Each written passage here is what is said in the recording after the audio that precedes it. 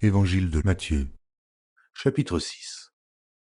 Gardez-vous de pratiquer votre justice devant les hommes pour en être vus, autrement, vous n'aurez point de récompense auprès de votre Père qui est dans les cieux.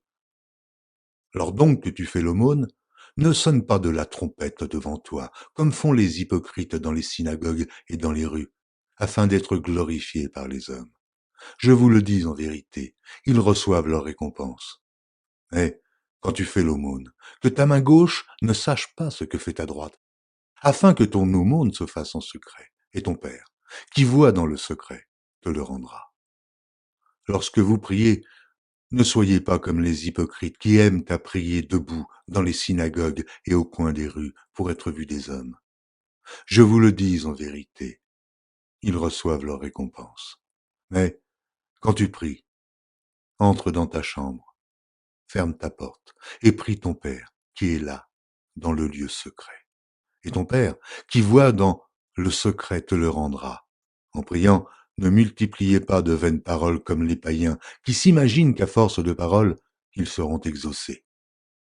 Ne leur ressemblez pas, car votre Père sait de quoi vous avez besoin avant que vous le lui demandiez. Voici donc comment vous devez prier.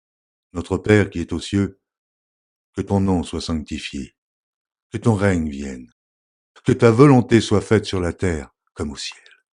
Donne-nous aujourd'hui notre pain quotidien.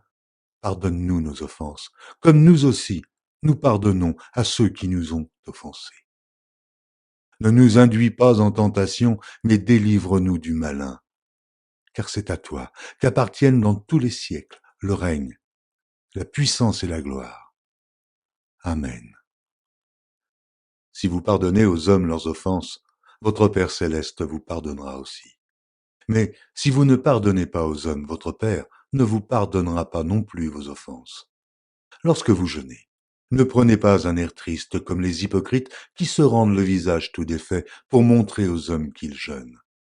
Je vous le dis en vérité, ils reçoivent leur récompense. Et quand tu jeûnes, parfume ta tête et lave ton visage, afin de ne pas montrer aux hommes que tu jeûnes, mais à ton Père, qui est là, dans le lieu secret, et ton Père, qui voit dans le secret, te le rendra. Ne vous amassez pas des trésors sur la terre, où la teigne et la rouille détruisent, et où les voleurs percent et dérobent. Mais amassez-vous des trésors dans le ciel, où la teigne et la rouille ne détruisent point, et où les voleurs ne percent ni ne dérobent. Car là où est ton trésor, là aussi sera ton cœur. L'œil est la lampe du corps. Si ton œil est en bon état, tout ton corps sera éclairé. Mais si ton œil est en mauvais état, tout ton corps sera dans les ténèbres. Si donc la lumière qui est en toi est ténèbre, combien seront grandes ces ténèbres? Nul ne peut servir deux maîtres, car ou il haïra l'un et aimera l'autre, ou il s'attachera à l'un et méprisera l'autre. Vous ne pouvez servir Dieu et Mammon.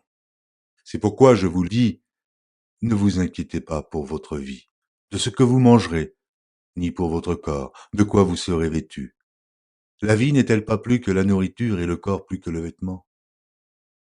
Regardez les oiseaux du ciel.